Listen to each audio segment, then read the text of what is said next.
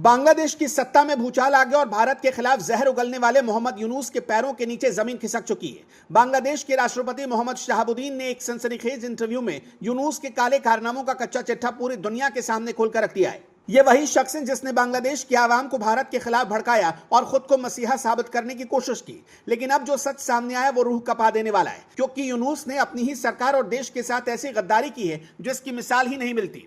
तारिक रहमान के नेतृत्व में अब यूनुस के खिलाफ बड़े एक्शन की तैयारी शुरू हो चुकी है और उनकी गिरफ्तारी की मांग जोर पकड़ चुकी है। राष्ट्रपति शहाबुद्दीन ने खुलासा किया कि मोहम्मद यूनुस ने उन्हें जान से मारने की खौफनाक साजिश रची। यूनुस ने भड़काऊ भीड़ को राष्ट्रपति भवन घेरने के लिए भेजा था ताकि वहां अगजनी और राष्ट्रपति का खात्मा किया जा सके। ये तो भला हो बांग्लादेशी सेना के चीफ जनरल वकार जमान का, जिन्होंने वक्त रहते सेना भेजकर राष्ट्रपति की जान बचाई। सेना ने साफ कह दिया कि राष्ट्रपति उनके सुप्रीम कमांडर हैं और उन पर हमला पूरी सेना पर हमला माना जाएगा। यूनुस जैसे गद्दार ने न केवल राष्ट्रपति की जान लेनी चाहिए, बल्कि उसने सत्ता में रहते हुए 15 सीक्रेट विदेश दौरे किए जिनका हिसाब किताब किसी के पास नहीं है। यूनुस ने अमेरिका के साथ चोरी छिपे ऐसी ट्रेड डील साइन की जिसकी जानकारी उसने अपने ही राष्ट्रपति तक को नहीं दी। इस डील में खतरनाक नॉन डिस्क्लोजर एग्रीमेंट शामिल है, जिसका मतलब है कि बांग्लादेश की जनता कभी जान ही नहीं पाएगी कि उनके देश को कैसे बेचा गया। यूनुस ने राष्ट्रपति को उनके दफ्तर में कैद कर दिया और उनके विदेश दौरों पर पाबंदी लगा दी।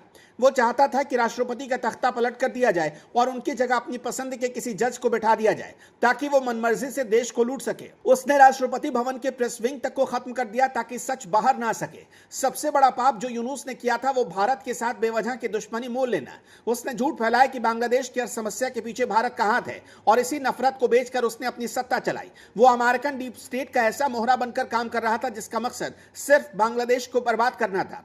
उसने जाते जाते देश की अर्थव्यवस्था को ऐसा चूना लगाया जिससे उबरने में दशकों लग जाएंगे। अब वक्त आ गया कि इस गद्दार को सलाखों के पीछे भेजा जाए और उस पर बांग्लादेश में देशद्रोह का मुकदमा चलाया जाए। तारिक रहमान और नई सरकार को चाहिए कि इस चोर को तुरंत गिरफ्तार करे, क्योंकि गद्दारी की सजा सिर्फ जेल होनी चाहिए।